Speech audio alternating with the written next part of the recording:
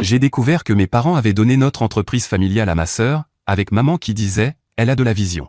Toi, tu es juste bon de tes mains, pas de ton cerveau. » Ma sœur a déclaré « Enfin, des parents qui reconnaissent mes compétences supérieures en leadership. » Alors j'ai arrêté mes semaines de 60 heures non payées. Quand papa m'a appelé au sujet de notre plus gros client qui venait d'annuler, j'ai répondu « Laisse-la s'en occuper. Ça va être long, mais je vous promets que la récompense vaut chaque mot. Salut Reddit. » Lecteur de longue date, premier post ici. J'hésitais à partager cette histoire depuis des mois, mais des événements récents m'ont convaincu que vous apprécieriez le chaos absolu qui s'est déroulé. Tout cela s'est passé sur une période de 18 mois, et honnêtement, j'en suis encore à digérer certaines parties. Avant d'entrer dans le vif du sujet, laissez-moi vous donner un peu de contexte sur qui je suis et pourquoi toute cette situation m'a frappé si fort.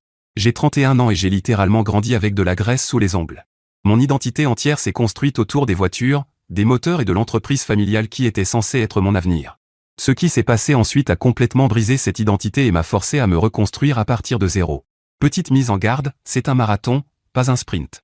Mais si vous restez jusqu'à la fin, vous verrez exactement comment quelqu'un peut passer du statut de fils prodigue de la famille à celui qui orchestre leur destruction financière totale. Parfois, la revanche n'est pas une question d'équilibre. C'est montrer aux gens le vrai prix de leur choix. Mon histoire commence chez Thunder Automotive, l'atelier de voitures custom que mon grand-père a fondé en 1987. Ce n'est pas le garage classique pour vidange. On parle de préparation complète, voitures de course, swap moteur, et de la fabrication sur mesure qui rend les voitures plus rapides, plus bruyantes et plus belles. En grandissant, cet atelier était ma vraie maison. Depuis que je pouvais marcher, papa m'y emmenait chaque week-end pour m'apprendre la différence entre une clé à douille et une clé mixte, lire des codes moteurs, et comprendre pourquoi certains métaux sont utilisés dans certaines applications. Alors que les autres enfants regardaient des dessins animés, j'apprenais à diagnostiquer un problème rien qu'en écoutant un moteur tourner au ralenti et à serrer correctement des boulons. À 12 ans, je pouvais diagnostiquer des problèmes moteurs plus vite que des mécaniciens avec des décennies d'expérience. À 16 ans, je faisais des reconstructions complètes de moteurs qui faisaient pleurer de joie des hommes adultes. Ce n'était pas du travail forcé, j'adorais chaque minute. Il y a quelque chose de magique à transformer une machine cassée en quelque chose de meilleur qu'avant. Les voitures avaient du sens pour moi d'une manière que les matières scolaires n'ont jamais eu. Ma sœur Jessica, aujourd'hui âgée de 26 ans, ne pouvait pas être plus différente. Pendant que j'apprenais à souder et à fabriquer des pièces, elle faisait ses manucures hebdomadaires et se plaignait de salir ses vêtements de marque en traversant l'atelier. Elle a fait des études de communication, ce qui apparemment consiste à prendre des selfies professionnels et à écrire des légendes pleines de mots creux à la mode. Après le lycée, je suis allé directement travailler à temps plein chez Thunder. Papa me promettait que je construisais quelque chose pour moi, que Thunder serait à moi un jour, que tous ces sacrifices paieraient quand j'hériterais de l'entreprise. Je le croyais complètement. Pourquoi pas? Voici où les choses se sont tordues. Pendant 8 ans, j'ai travaillé 70 à 80 heures par semaine pour exactement 42 000 $ par an. Les maîtres mécaniciens de mon niveau gagnent généralement entre 75 000 et 90 000. Les fabricants sur mesure de mon niveau atteignent souvent les 100 000 $, surtout sur notre marché où les clients fortunés paient le prix fort.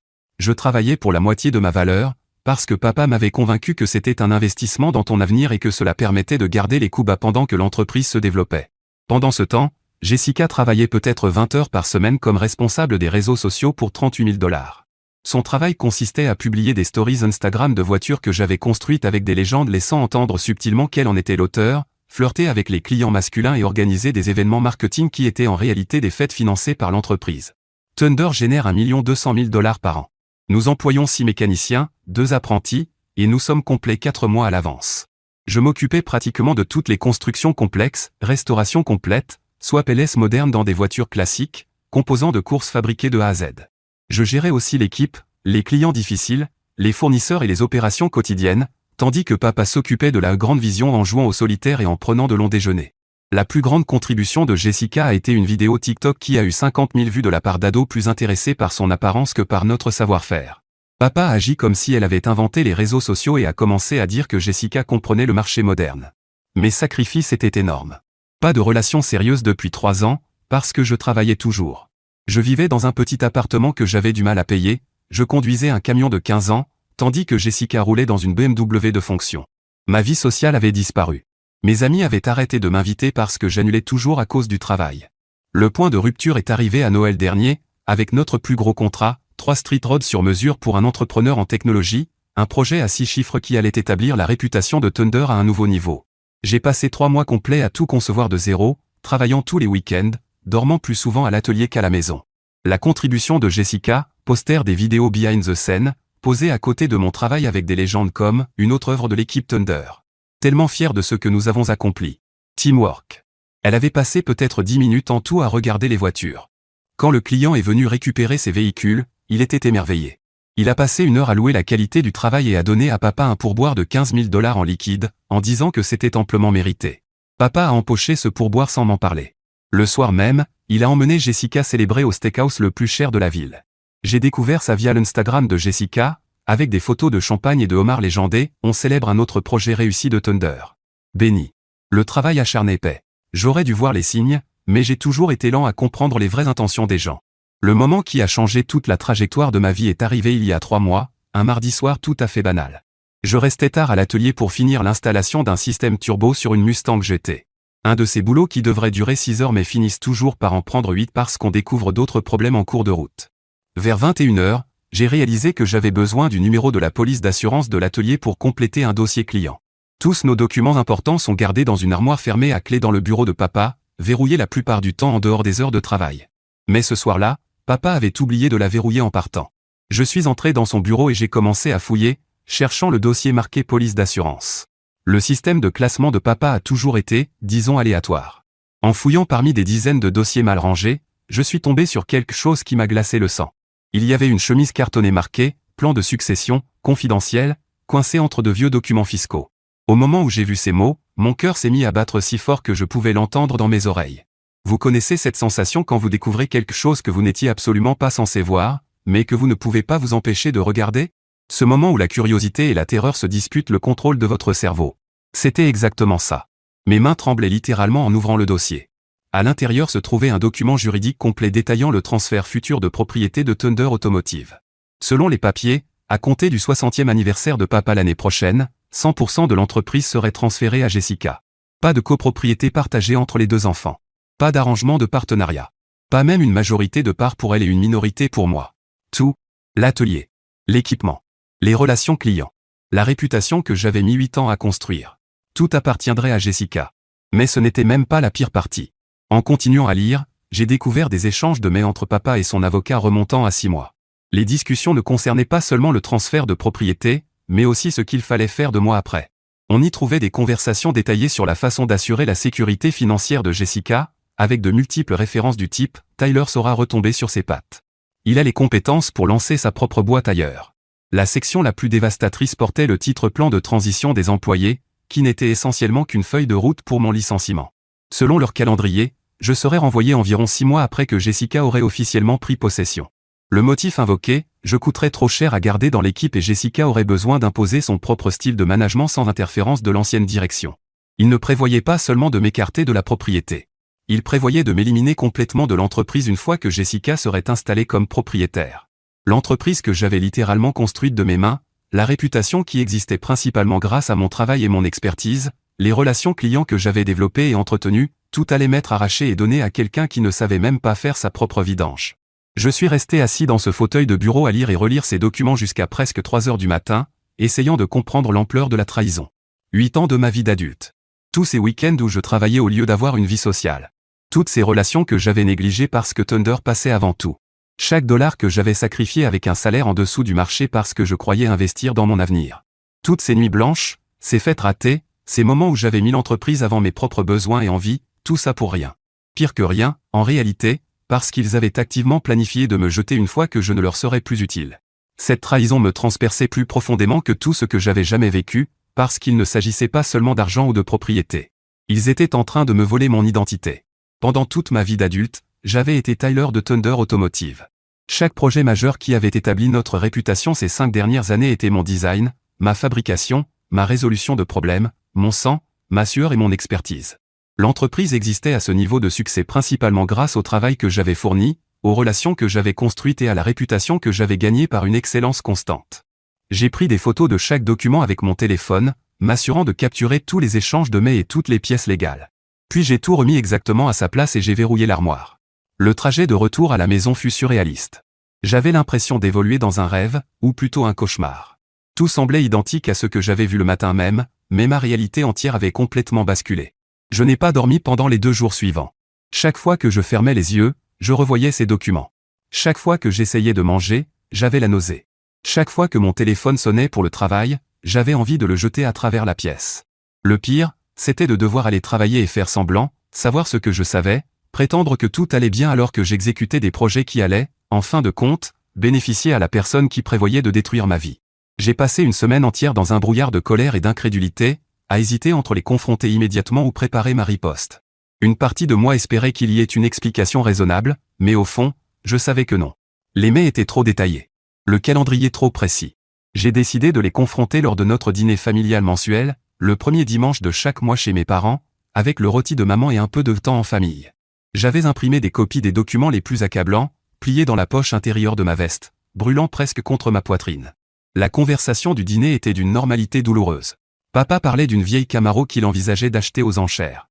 Jessica montrait des photos de son dernier voyage d'affaires à Miami, et évidemment des vacances financées par l'entreprise.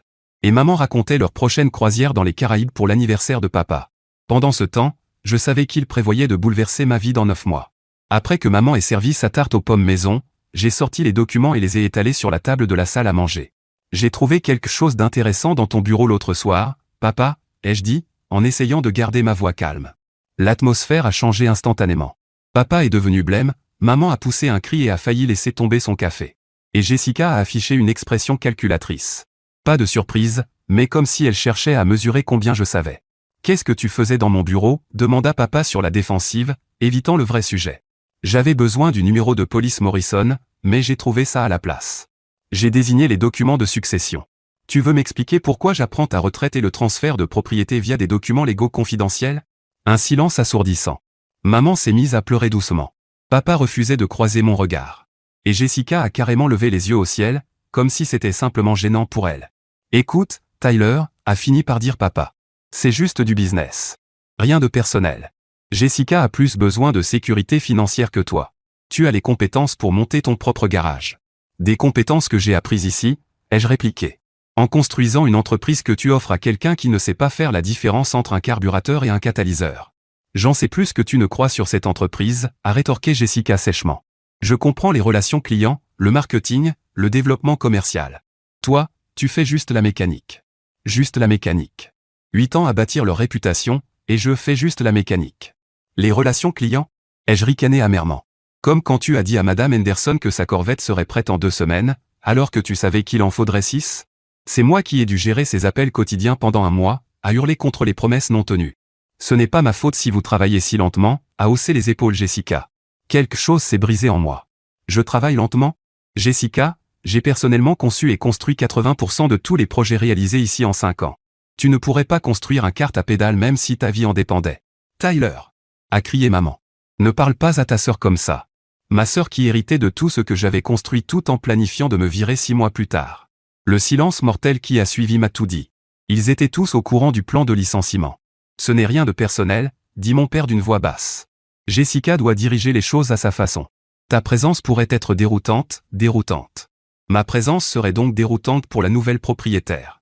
Je me levai, les regardant chacun attentivement, sachant que ce serait la dernière fois que nous serions tous ensemble dans la même pièce en tant que famille. Vous savez ce qui est vraiment déroutant ? Comment vous pouvez rester assis ici à prétendre que c'est une stratégie d'entreprise alors que vous êtes littéralement en train de voler 8 ans de mon travail ? Nous ne volons rien du tout, répondit froidement Jessica. C'est l'entreprise de papa. Il peut en faire ce qu'il veut. Tu as tout à fait raison, répondis-je, ce qui signifie que je ne lui dois plus rien désormais. Je sortis et ne revins jamais à un dîner de famille. Après ce désastreux dîner de famille, je suis entré dans ce que je ne peux appeler autrement que mode planification stratégique. Je n'allais pas laisser mes émotions guider mes décisions. Et je n'allais certainement pas claquer la porte en partant les mains vides. S'il voulait jouer avec mon avenir, j'allais m'assurer de gagner. Pendant les 4 semaines suivantes, j'ai maintenu une façade totalement normale au travail tout en préparant méthodiquement mon départ. Chaque matin, j'arrivais à l'heure, je travaillais sur les projets clients avec mon niveau habituel de dévouement et d'expertise, et j'agissais comme si rien n'avait changé. Mais chaque soir, après la fermeture de l'atelier, je restais tard pour documenter tout ce que j'avais apporté à l'entreprise au fil des années. J'ai photographié chaque réalisation sur mesure que j'avais conçue et fabriquée, sauvegardant des images détaillées des étapes avant, pendant et après. J'ai copié chaque témoignage client mentionnant spécifiquement mon travail ou mon expertise. J'ai documenté chaque amélioration de processus que j'avais mise en place, chaque relation avec un fournisseur que j'avais développé, chaque innovation que j'avais apportée aux opérations de l'atelier. J'ai créé un portfolio complet démontrant à quel point le succès de Thunder était directement attribuable à mes compétences et à mes efforts. J'ai également commencé à contacter notre réseau de fournisseurs et de sous-traitants, des relations que j'avais bâties au fil des années en travaillant ensemble sur des projets complexes. Ce n'étaient pas seulement des contacts professionnels. Beaucoup de ces gars étaient devenus de véritables amis qui respectaient mon travail et faisaient confiance à mon expertise. Quand je mentionnais, de façon informelle, que je songeais peut-être à lancer mon propre atelier à l'avenir, la réponse fut massivement positive et encourageante. Tyler, si tu te lances à ton compte, tu auras immédiatement mon business, dit notre motoriste. Tu es le seul chez Thunder qui comprend réellement ce que nous faisons ici, et tu sais toujours exactement ce que tu veux quand tu passes une commande. Notre sous-traitant en peinture et carrosserie eut une réaction similaire. Mec, j'attends depuis longtemps que tu ouvres ton propre atelier. Travailler avec toi est toujours fluide et professionnel. Avec certains autres gars de Thunder, pas vraiment. Mais mon véritable atout était Marcus Webb, propriétaire de Web Performance, à une trentaine de miles au sud de chez nous. Marcus dirige le plus grand concurrent de Thunder dans la région, et nous avions collaboré plusieurs fois sur des projets où aucun des deux ateliers ne pouvait tout gérer seul. Marcus essayait de me recruter depuis des années, me disant régulièrement que je gaspillais mes talents en travaillant pour quelqu'un d'autre. Je retrouvais Marcus pour déjeuner un jeudi après-midi et lui exposais toute la situation. Je lui parlais du plan de succession, du licenciement prévu, de tout. Sa réaction fut immédiate et intense. Bon sang, Tyler. Après tout ce que tu as construit là-bas, c'est dégueulasse, même pour une entreprise familiale. J'ai besoin d'options, Marcus. Si je suis de toute façon mis dehors, je veux atterrir quelque part de bien. Oublie quelque part de bien. Et si on faisait en sorte que tu atterrisses au sommet? J'ai une proposition pour toi. Marcus prévoyait d'étendre Web Performance dans la fabrication sur mesure haut de gamme depuis des années, mais il manquait d'expertise spécifique et de réputation pour rivaliser à ce niveau. Il me proposa un partenariat, 40% de part dans une nouvelle division appelée Web Custom Works, plus un salaire annuel de $85 000 au départ, avec des primes liées à la croissance de la division. Je vais faire encore mieux, ajouta-t-il. Je retarderai l'annonce de la nouvelle division de quelques mois. Quand tu seras prêt à bouger, nous lancerons une campagne marketing complète mettant en avant ton expérience et tes réalisations passées. Ta réputation te suivra, et leurs meilleurs clients suivront ta réputation. C'était parfait. Non seulement je m'en sortais financièrement, mais j'allais emporter avec moi une part significative de l'activité la plus rentable de Thunder. Les clients haut de gamme, qui recherchaient spécifiquement mon expertise, auraient toutes les raisons de me suivre chez Web Custom Works. J'ai aussi contacté Jake Morrison, l'entrepreneur tech pour qui j'avais construit 3 hot rods l'année précédente. Il avait été tellement impressionné par mon travail qu'il avait déjà référé plusieurs autres clients fortunés à Thunder, représentant des centaines de milliers de dollars en affaires potentielles. Quand je lui expliquai que je prévoyais de lancer ma propre activité, sa réponse fut immédiate et enthousiaste. Tyler, tu es un artiste avec les moteurs et le métal. N'importe quel atelier que tu crées aura mon soutien total et mes recommandations. Je ferai en sorte que tout mon réseau sache où te trouver. À la fin du mois, j'avais tout en place, un nouveau job avec un salaire bien meilleur et une participation au capital, un pipeline de clients haut de gamme prêts à me suivre, et un plan complet qui allait essentiellement vider Thunder de son activité de fabrication sur mesure. Plus important encore, j'avais un calendrier clair et une stratégie pour exécuter mon départ de façon à maximiser l'impact. Je passais encore une semaine à peaufiner les détails et à m'assurer que chaque pièce de mon plan était solide. Puis j'étais prêt à appuyer sur la gâchette. Je choisis un vendredi après-midi, pour un maximum de chaos et un minimum de contrôle des dégâts. Jessica n'était pas à l'atelier, ce qui, pour un jour de semaine, était déjà étonnant, et papa était dans son bureau, à faire ce qui lui sert de travail. À exactement 16 heures, j'entrai dans le bureau de papa et déposai ma lettre de démission sur son bureau. Avec effet immédiat, je démissionne de mon poste chez Thunder Automotive. Aujourd'hui sera mon dernier jour. Qu'est-ce que c'est? Demanda-t-il sans lever les yeux. Ma démission. Sa tête se releva d'un coup, son visage passant de la confusion, à l'incrédulité, à la colère, puis à la panique. Quoi? Tyler, tu ne peux pas simplement partir. On a la restauration des Henderson, le projet Morrison, le turbo de la Mustang. Tu t'arrangeras. Ou Jessica s'en occupera. C'est elle qui va être la propriétaire après tout. C'est ridicule. Tu es émotionnel et irrationnel. On en a déjà parlé le mois dernier, au dîner. Tu avais été très clair sur ton rôle futur. Il se leva brusquement et attrapa mon bras. Attends. Peut-être qu'on est allé trop vite avec le plan de succession. Peut-être qu'on doit reconsidérer, t'intégrer dans la discussion sur la propriété. Peut-être, papa, que tu as planifié ça pendant des mois. Tu comptais me virer l'an prochain sans prévenir. Il n'y a rien à reconsidérer. Tyler, s'il te plaît. On a besoin de toi ici. L'entreprise a besoin de toi. L'entreprise a eu besoin de moi pendant 8 ans. Mais selon vos plans, elle n'aura plus besoin de moi l'an prochain. Alors pourquoi faire semblant qu'elle a besoin de moi aujourd'hui? J'ai vidé ma caisse à outils et je suis parti. En moins d'1 heure, mon téléphone sonnait sans arrêt. Papa avait appelé 6 fois, maman pleurait au bout du fil, même Jessica avait appelé, probablement le premier vrai appel lié au travail de sa part. J'ai laissé toutes les sonneries aller directement sur la messagerie. Le week-end fut un véritable chaos. Samedi matin, ils avaient 3 gros projets nécessitant mon expertise, et soudain, plus personne n'était capable de gérer du travail de fabrication complexe. Papa a essayé de faire couvrir ça par d'autres mécaniciens, mais eux étaient des installateurs de pièces, pas des fabricants sur mesure. Carlos m'a appelé samedi soir. Mec, c'est le chaos. Ton père a passé la journée entière à reprogrammer des rendez-vous, à expliquer aux clients pourquoi leur voiture ne serait pas prête. Jessica est venue 1 heure, a pris des selfies, puis est repartie quand elle a compris qu'il y avait du vrai boulot à faire. Lundi matin, papa s'est pointé à mon appartement à 6 heures, l'air de n'avoir pas dormi. Tu as fait passer ton message. Reviens, et on trouvera une solution ensemble. Trouver quoi? Tu as déjà décidé de l'avenir de l'entreprise. On peut changer le plan de succession. Te faire entrer comme associé. Peut-être une copropriété 50-50 avec Jessica. Maintenant tu veux me faire associer? Après ma démission? Après que ta petite préférée a prouvé qu'elle n'arrivait même pas à tenir un jour sans moi. Elle apprend. Elle a besoin de temps et d'expérience. Du temps pour apprendre quoi? La différence entre une clé et un tournevis? Papa, elle ne pourrait même pas monter un meuble IKEA, alors diriger un atelier sur mesure. Il avait l'air vaincu. Qu'est-ce que tu veux? Donne tes conditions. Je ne veux rien de vous. J'en ai fini avec Thunder. C'est là que j'ai porté le coup de grâce. Ah, et papa, Web Performance annonce la semaine prochaine l'ouverture de sa nouvelle division de fabrication sur mesure. Devine qui la dirige? Le sang se vida de son visage. Il savait exactement ce que ça signifiait pour le business de Thunder. Tyler, tu ne peux pas faire ça. C'est trahir tout ce que nous avons construit ensemble. Non, papa. La trahison, c'est ce que toi tu m'as fait. Ça, ce n'est que du business. Les 6 semaines suivantes furent un pur spectacle à mes yeux. J'ai commencé chez Web Custom Works et, immédiatement, j'ai eu l'impression de respirer à nouveau pour la première fois depuis des années. Marcus m'avait installé dans un atelier incroyable, tout l'équipement neuf, budget illimité pour les outils spécialisés, et une liberté créative totale pour construire les projets dont j'avais toujours rêvé. Pendant ce temps, Thunder Automotive s'effondrait plus vite qu'un château de cartes dans un ouragan. Carlos devint ma source officieuse de mise à jour quotidienne sur le chaos, et chaque appel était plus divertissant que le précédent. La première semaine fut un désastre monumental. Mec, ils ont dû reprogrammer ou annuler 12 rendez-vous parce que Jessica a voulu gérer seule les consultations clients. Elle a estimé qu'une révision complète de la suspension prendrait 4 heures de main-d'œuvre. 4 heures. Elle croyait littéralement qu'un remplacement complet de suspension pouvait se faire en 4 heures. La deuxième semaine fut encore pire. Tu te rappelles de cette Mustang biturbo pour le représentant pharma? Jessica a dit au client que ça ajouterait au moins 300 chevaux, peut-être 4 scènes si on optimisait vraiment.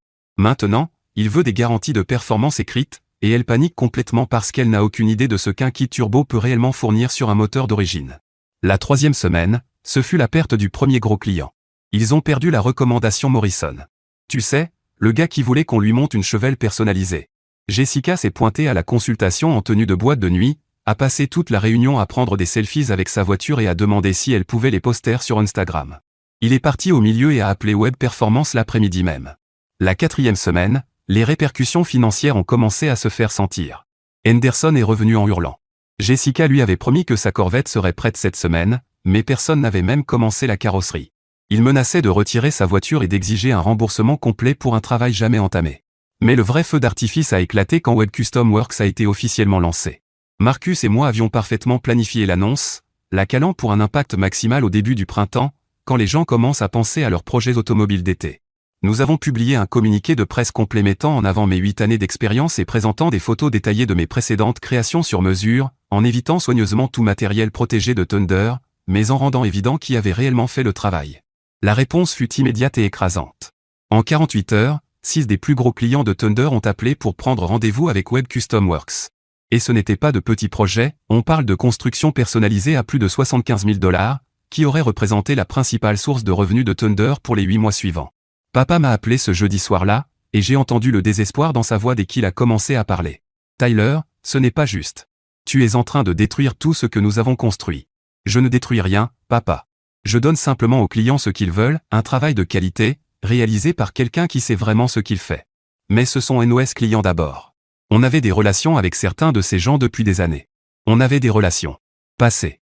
Parce que quand M. Patterson a appelé Thunder la semaine dernière au sujet de son projet de Chevelle, Jessica lui a dit que vous étiez trop occupé pour des petits projets. Alors il nous a appelés. Drôle de façon dont marche le service client, hein? Le silence de son côté était assourdissant. Tyler, on est une famille. Ce n'est pas comme ça qu'une famille se traite. Tu as raison, papa. Une famille ne planifie pas en secret de se virer les uns les autres. Une famille n'exclut pas les siens des décisions majeures. Une famille ne s'approprie pas le travail des autres tout en préparant leur mise à l'écart quand ça l'arrange. 2 semaines plus tard, Jessica a connu sa première vraie catastrophe. Elle avait convaincu un jeune plein d'argent mais sans aucune connaissance auto de la laisser gérer un swap complet de moteur LS dans sa Camaro vintage. Ça aurait dû être un boulot simple pour quelqu'un de compétent. Mais Jessica a géré ça comme si elle réalisait un film au lieu de diriger un projet mécanique complexe. Elle a décidé de diffuser tout le processus en direct sur Instagram, commentant sans arrêt à quel point les swaps moteurs étaient faciles et comment elle gérait absolument tout. Le problème, c'est qu'elle donnait constamment de mauvaises instructions aux mécaniciens, insistait pour qu'ils utilisent des pièces inadaptées parce qu'elle rendait mieux en vidéo, et transformait un travail de 3 jours en 2 semaines de correction et de réparation. La catastrophe finale est arrivée quand elle a insisté pour que le compartiment moteur soit peint en rose vif, parce que ça allait cartonner sur les réseaux sociaux. Le client a totalement explosé en découvrant ce qu'ils avaient fait à sa voiture classique, a menacé de poursuivre pour dommages et a exigé un remboursement complet plus une indemnisation pour la perte de valeur de son véhicule. Papa a dû absorber $18 000 de coûts de main-d'œuvre et de pièces juste pour faire disparaître l'affaire discrètement. Carlos m'a appelé ce soir-là, à peine capable de retenir ses rires. Mec, elle est officiellement bannie de l'atelier maintenant. Ton père lui a littéralement interdit d'interagir avec les clients ou les mécaniciens. Elle est cantonnée uniquement aux publications sur les réseaux sociaux, et même ça doit être validé avant de partir en ligne. Mais les coups n'ont cessé de pleuvoir. 4 autres gros clients ont suivi la chevelle de Patterson jusqu'à Web Custom Works. Les revenus de Thunder avaient chuté de près de 50% par rapport à l'année précédente, et ils perdaient des clients chaque semaine à mesure que se répandaient les rumeurs sur leurs problèmes de qualité et de fiabilité. Le dernier clou dans le cercueil de Thunder allait arriver, et Jessica allait l'enfoncer elle-même. La destruction ultime de Thunder Automotive provenait de la source la plus inattendue possible, la tentative désespérée de Jessica de sauver l'entreprise qu'elle s'apprêtait à hériter. Alors que la société poursuivait sa spirale descendante au cours des mois suivants, elle devint de plus en plus frénétique à l'idée de trouver une solution qui restaurerait leur réputation et ramènerait les clients perdus. Papa lui parlait à peine à ce stade, passant la plupart de son temps enfermé dans son bureau à passer des coups de fil frénétiques aux fournisseurs et anciens clients, essayant de sauver ce qu'il pouvait des relations. Maman, elle, souffrait de ce qu'elle appelait des problèmes de santé dus au stress, nécessitant des visites médicales fréquentes et des médicaments sur ordonnance. La famille s'effondrait, et Jessica décida qu'elle allait être l'héroïne qui sauverait tout. Son plan brillant consistait à exploiter ce qu'elle considérait comme son plus grand atout, son audience sur les réseaux sociaux. Elle avait réussi à accumuler environ 50 000 abonnés sur Instagram au fil des années, principalement de jeunes hommes plus intéressés par son apparence que par son expertise en mécanique. Jessica se convainquit que cela faisait d'elle une génie du marketing qui comprenait mieux que quiconque le marché moderne. Elle dépensa $25 000 de l'argent de l'entreprise, sans consulter papa ni obtenir aucune autorisation, pour engager une agence de marketing d'influence basée à Los Angeles, qui promettait de révolutionner la présence de Thunder et de créer du contenu viral qui transformerait l'activité. C'était exactement le genre de consultant mielleux qui exploite les propriétaires désespérés, incapables de faire la différence entre un vrai marketing et des inepties coûteuses. La campagne qu'ils mirent en place était tout ce qu'on pouvait attendre de gens qui n'avaient jamais touché une clé à molette de leur vie. Ils louèrent des voitures de sport exotiques que Thunder n'avait jamais réparées, engagèrent des modèles Instagram en bikini posant avec des outils qu'elle ne pouvait même pas identifier, et produisirent une vidéo incroyablement gênante où Jessica faisait semblant de reconstruire un moteur en portant des vêtements de créateur et un maquillage complet. La vidéo était censée devenir virale et attirer une vague de nouveaux clients séduits par l'approche « lifestyle » de Thunder en matière de personnalisation automobile. Au lieu de cela, elle fut littéralement massacrée par la communauté automobile réelle.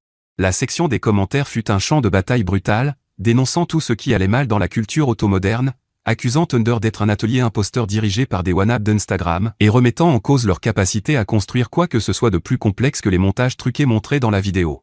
Mais le vrai désastre survint lorsque la vidéo attira l'attention d'un blogueur automobile qui décida de vérifier les affirmations de Thunder sur ses travaux passés. Cet homme fut méticuleux et persistant, creusant dans l'historique de l'entreprise et recoupant les publications de Jessica sur les réseaux sociaux avec la documentation réelle des projets.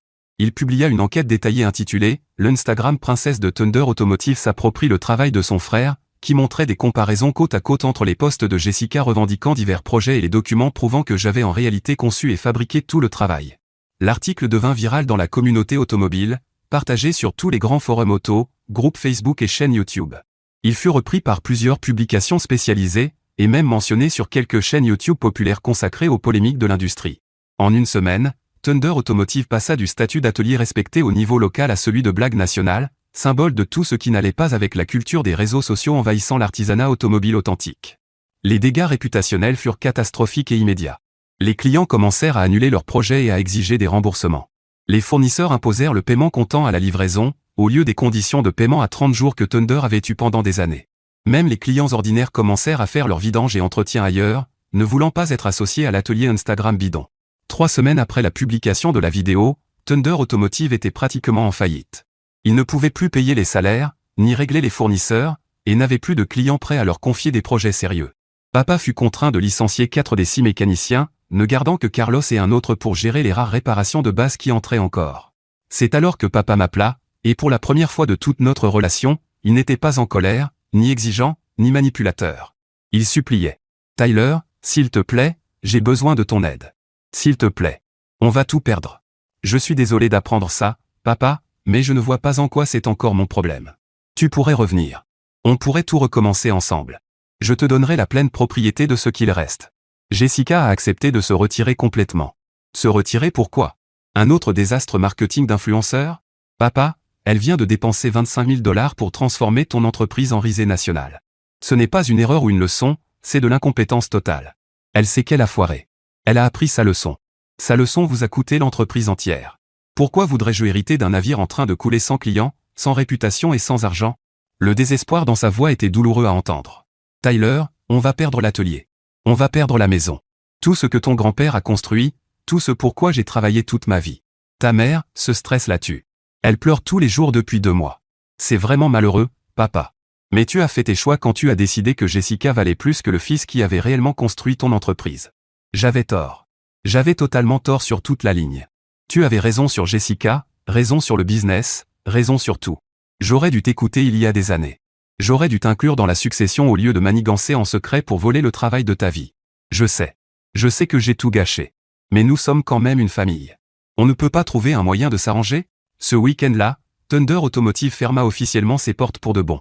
Papa ne put pas payer le dernier salaire, ni régler les factures fournisseurs en attente, et n'avait aucune perspective réaliste de générer assez de revenus pour poursuivre l'activité.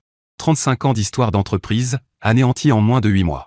La dernière humiliation fut de devoir vendre aux enchères tout l'équipement de l'atelier pour payer les dettes les plus urgentes. J'allais à la vente et racheter mes anciens outils de fabrication pour environ 20% de leur valeur réelle. Les mêmes outils avec lesquels j'avais bâti la réputation de Thunder étaient désormais à moi, légalement et officiellement, rachetés dans les décombres de l'entreprise qui avait tenté de m'évincer. Papa était là, regardant son œuvre se vendre pièce par pièce.